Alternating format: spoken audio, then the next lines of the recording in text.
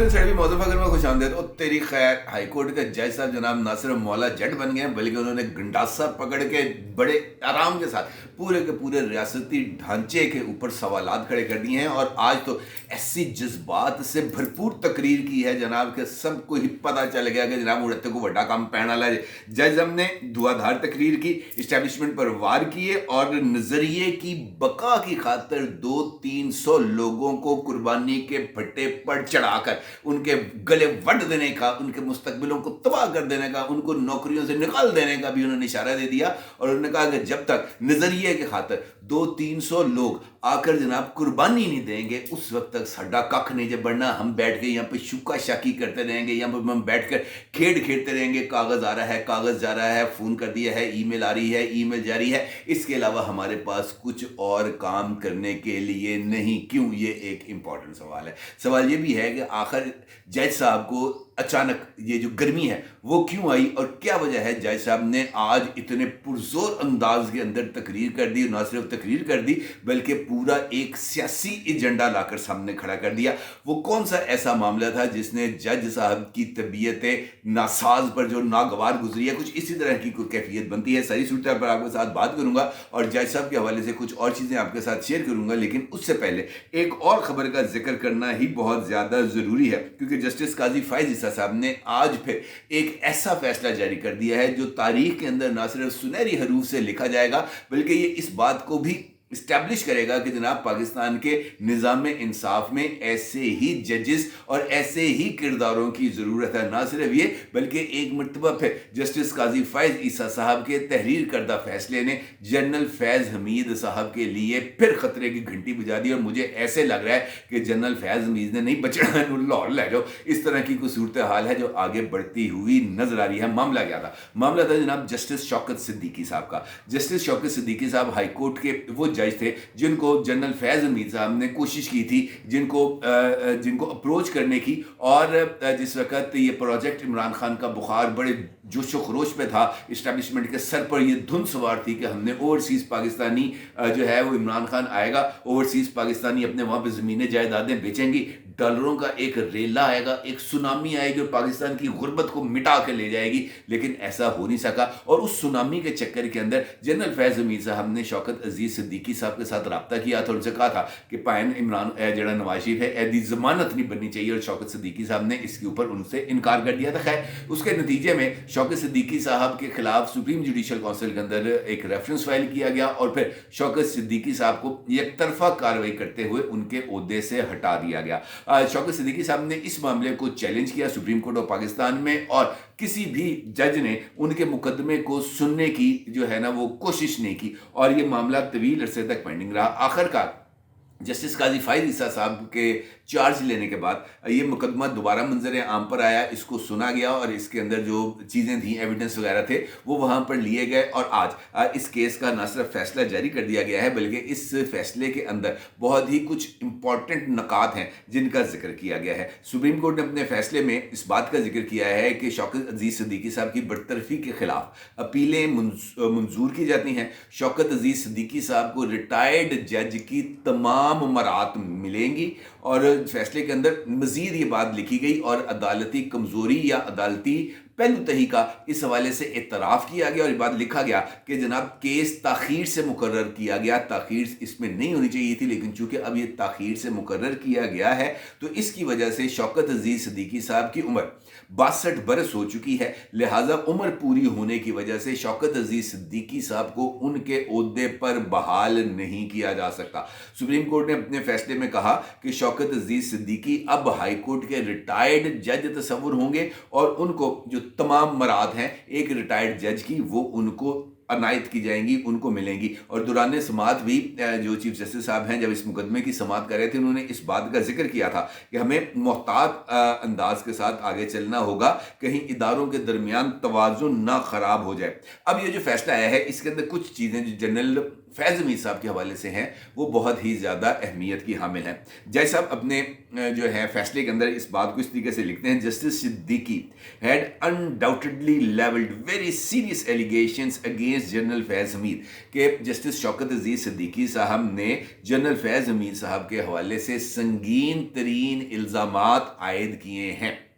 फिर वो आगे अपने फैसले में लिखते हैं, who was then serving in the inter services intelligence, जो उस वक्त ISI यानी इंटर सर्विसेज इंटेलिजेंस से मुंसलिक थे, and a few of his subordinates in the ISI who he accused of manipulation of certain sensitive cases, और उन्होंने बताया कि ये इल्ज़ाम आयद किया गया कि वो यानी जनरल फैज़ हमीद और ISI में मौजूद उनके और चंद लोग, वो नहीं था वो कर्नल लियाकत टाइप करैक्टर, ये वहाँ पर ना सिर्फ एक्टिव थे बल्कि इन लोगों के ज़रिए जो मुकदमात थे इनको मुख्तलिफ बेंचेस में फ़िक्स करने के हवाले से मैनिपुलेशन की जाती थी। इसमें जो असर व रसूख है उसको इस्तेमाल करके मनपसंद जजेस के सामने ऐसे केसेस लगवाए जाते थे जहाँ से मनपसंद फैसले हासिल किए जा सके। ये वो इल्ज़ाम था जो शौकत अजीज़ सिद्दीकी साहब ने आयद किया था। ये कहते हैं कि जो है which was under jurisdiction of the Islamabad High Court. However, Justice Siddiqui was not given an opportunity कि इस मुकदमे की समाअत के दौरान या जब सुप्रीम जुडिशल काउंसिल के अंदर ये कार्रवाई चल रही थी उस वक्त भी जस्टिस सिद्दीकी साहब को अपने इल्ज़ामात को साबित करने का कोई मौका नहीं दिया गया, जो कानून और इंसाफ के मुताबिक ज़रूरी है कि हर एक जो दरख्वास्त दहिंदा है उसको मौका दिया जाए कि वो अपने केस को लेके आगे बढ़े, अपने जो वो इल्ज़ामात आयद कर रहा है उसको वो साबित कर सके। उनका जनाब जस्टिस शौकत सिद्दीकी साहब को इस हवाले से कोई अपॉर्चुनिटी नहीं मिली। और साथ वो ये लिखते हैं कि justice Siddiqui was not given an opportunity to establish his allegations nor brought face to face with those who had accused, says the order, कि ना उनको मौका मिला गया और ना ही उन लोगों को शौकत सिद्दीकी साहब के सामने खड़ा करके सवालो जवाब किए गए जिनके ऊपर शौकत सिद्दीकी साहब ने इल्ज़ामात आयद किए थे, यानी जनरल फैज़ हमीद साहब। अब ये जनरल फैज़ हमीद साहब वाला जो मामला है ये मुझे इस तरह लग रहा है कि ये ना सिर्फ संगीन होता चला जा रहा है बल्कि हालिया दिनों में वज़ीर दिफा जनाब ख्वाजा आसिफ साहब की तरफ से भी जनरल बाजवा और जनरल फैज़ हमीद साहब का जिक्र बार बार आ रहा है और उनको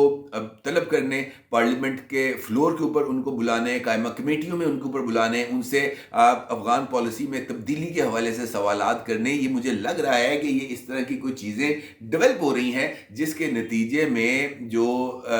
जिसे हम कह सकते हैं ना कि प्रोजेक्ट इमरान खान के जो फिक्सेशन है वो मुकम्मल तौर पर की जाए और उसमें शामिल तमाम किरदारों को कैफरे किरदार तक पहुँचाया जाए। बिलाशुबा ये जस्टिस शौकत अजीज़ सिद्दीकी साहब के लिए एक बहुत बड़ा लम्हा है। अल्लाह ताला ने उनको इंसाफ दिया है। जस्टिस काजी फ़ाइज़ ईसा साहब का ये दूसरा बड़ा फैसला है जिससे मैंने आपसे कहा कि ये तारीख के अंदर लिखा जाएगा। एक करप्ट जज को निकाला और एक ईमानदार जज को सुरखरू किया। ये दो ऐसी चीज़ें हैं जो मेरा ख्याल है कि बहुत ही ज़्यादा काफ़ी हैं इस मामले के लिए। शौकत अजीज़ सिद्दीकी साहब तारीख की दुरुस्त सिमत पे खड़े थे, तारीख के सामने वो सुरखरू हुए। अल्लाह ताला उनको और ज़्यादा सुरखरू करे। लेकिन अब असल आते हैं असल मुद्दे की तरफ को। ये भी अदालत है। मामला है जनाब इमरान खान साहब का। जब इमरान खान साहब का मामला हो और मामला आ जाए अदालत के अंदर और अदालत भी हो इस्लामाबाद हाई कोर्ट, तो जनाब वहाँ पर तो रौला पड़ना तय ही तय है। वहाँ पर तो जनाब ये चीज़ें उभर के सामने आना तो तय ही तय है। वहाँ पर तो बहुत सारी चीज़ें ऐसी भी सामने आ जाती हैं जो नहीं आनी चाहिए। मिसाल देता हूँ कि 9 मई के मुल्ज़मान को जो है वो सज़ा नहीं मिली, लेकिन 9 मई के मुल्ज़मान को पकड़ने वाले डिप्टी कमिश्नर को तो मुअत्तल कर दिया गया। आप इससे अंदाजा लगा सकते हैं कि ये किस हद तक चीज़ें आगे बढ़ती हैं। ताज़ा तरीन मामला है इस्लामाबाद हाई कोर्ट के जज साहब हैं, उनका नाम है जस्टिस सरदार एजाज इसाक खान साहब। ये जो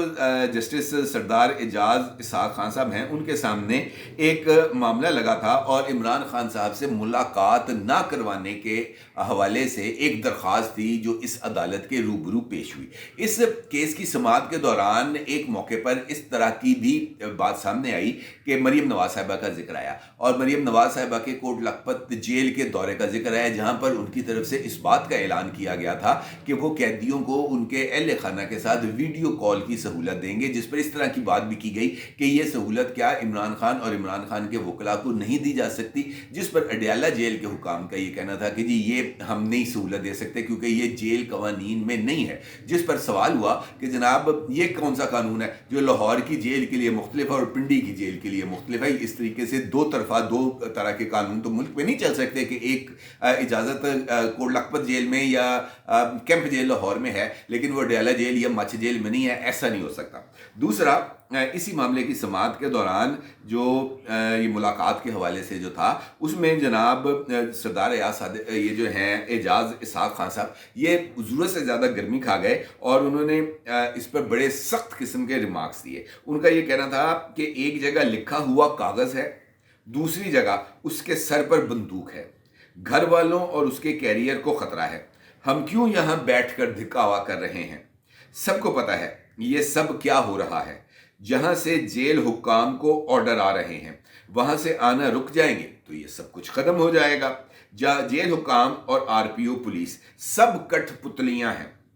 ملک میں 200 سینئر سول افسر غیر قانونی حکم ماننے سے انکار کر دیں تو نظام ٹھیک ہو جائے گا۔ 200 افسر ایک ساتھ یہ کر لیں تو یہ سلسلہ رک جائے گا۔ جب تک 200-300 ایک نظریے کے لیے قربانی نہیں دیں گے یہ ایسے ہی رہے گا۔ یہ انہوں نے اس پر ریمارکس دیے ہیں اور بڑے سخت قسم کے انہوں نے ریمارکس دیے ہیں۔ انہوں نے کہا جناب ایک بندہ ہے اس کے سر پہ بندوق رکھی ہوئی ہے تو جو عدالتی آرڈر ہے وہ کیسے مانا جائے گا؟ اس کا مطلب یہ ہے کہ جج صاحب کی طرف سے اس بات کو اسٹیبلش کیا گیا ہے کہ جیل حکام کے اوپر جو مرضی ہے وہ بندوق والوں کی چل رہی ہے۔ جج صاحب کہہ رہے ہیں، جج صاحب یہ کہہ رہے ہیں کہ جو ہائی کورٹ کے آرڈرز ہیں وہ ان کے اوپر بندوق والوں کے جو آرڈرز ہیں وہ زیادہ ویلیو کرتے ہیں، زیادہ وزن رکھتے ہیں، اور چونکہ وہ بندوق گردن کے اوپر لگی ہوتی ہے، کن پٹی میں لگی ہوتی ہے، لہٰذا جان کے خطرے کی وجہ سے یہ سب کچھ ہو رہا ہے۔ اور پھر ان کا یہ بھی ماننا ہے کہ جناب ہم یہاں پہ بیٹھ کے جو مقدمے سن رہے ہیں، درخواستیں وصول کر رہے ہیں، فیصلے دے رہے ہیں، یہ سب ایک دکھاوا ہے، کیونکہ ہم کو پتہ ہے کون کس سے مخاطب ہے، کون کس سے جو ہے وہ لڑا ہے، کون کس کو زج کرنا چاہتا ہے، کون کس کی ایگو کو سرٹیفائی کرنا چاہتا ہے۔ جج صاحب نے بہت ہی جو ہے نا سنگین قسم کی یہ جو اپنے ریمارکس انہوں نے دیے ہیں، اور اس کے اندر انہوں نے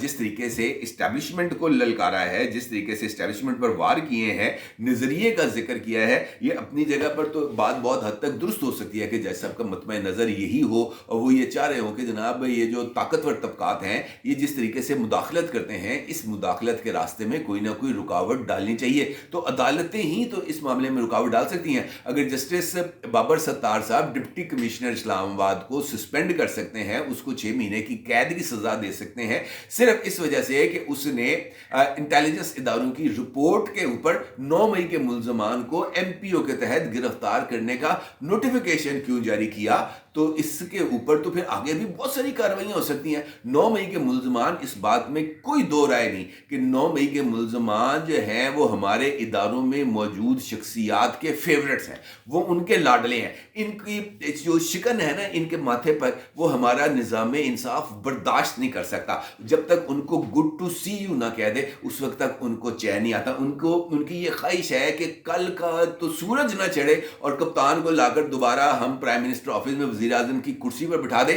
اور سب کے سب کو اس کے پیروں کے اوپر جھکا دے، کیونکہ اسی سے ان کی ایگو سیٹس ہوگی، پتہ نہیں کہاں جا کے روٹی نہیں لبدی کی مسئلہ ہے یہ۔ لیکن عجیب و غریب سچویشن ہے، اور اگر اعلیٰ عدالتوں میں موجود شخصیات، اعلیٰ عدالتوں میں موجود معزز جج صاحبان اگر اس طریقے سے براہ راست اپنے ریمارکس کے ذریعے اداروں کو متنازع کرنے کی کوشش کریں گے یا اس بات کو اسٹیبلش کریں گے کہ جناب ہمارے اوپر بندوق کی طاقت حکومت کر رہی ہے، تو یہ اس بات کی طرف اشارہ ہوگا کہ اگلا تصادم پاکستان کی اسٹیبلشمنٹ اور پاکستان کی عدلیہ کے درمیان ہونا طے ہے۔ اور جس طریقے سے یہ چیزیں آگے بڑھ رہی ہیں، جس طریقے سے نظام کے اندر سے عمران خان صاحب کو مسلسل سپورٹ مل رہی ہے، وہ پاکستان کی بنیادوں کو ہلا کے رکھ دے گا۔ خواجہ یہ جو ہے رانا ثناء اللہ صاحب، کل پرسوں میں ان کا کوئی ٹاک شو دیکھ رہا تھا حبیب اکرم صاحب کے ساتھ، شاید سنو نیوز پہ، تو وہاں پر وہ یہ بات کہہ رہے تھے کہ جناب یہ بات میں کافی عرصے سے کہہ رہا ہوں کہ اب 2 میں سے 1 بجے گا، کون بچے گا اس کا فیصلہ بھی ہونا ہے، مجھے بھی ایسے ہی لگتا ہے کہ یہ جو سچویشن اس طرف جاری ہے، اس کے اندر یا تو وہ نہیں ہوتا وہ لڑتے لڑتے ہو گئے گم، ایک کی چونچ ایک کی دم، یہ ایسے ہی ہے، کسی کی چونچ نے گم ہونا ہے اور کسی کی دم نے گم ہونا ہے، کیونکہ اس کے بغیر یہ جو معاملہ ہے یہ تھمنے والا نہیں ہے۔ کسی جگہ پر آپ کو آ کر ایک دوسرے کو سپیس دینی ہوگی، ادروائز یہ جو اس طریقے کے جو ریمارکس ہیں یہ آگ کو بجھائیں گے نہیں، بلکہ آگ کے اوپر تیل کا کام کریں گے، اور اس کے جو نتائج ہیں وہ بہت ہی زیادہ بھیانک ہو سکتے ہیں۔ عبداللہ ضرور ظاہر کیجیے گا، آپ کو بہت شکریہ، اللہ حافظ۔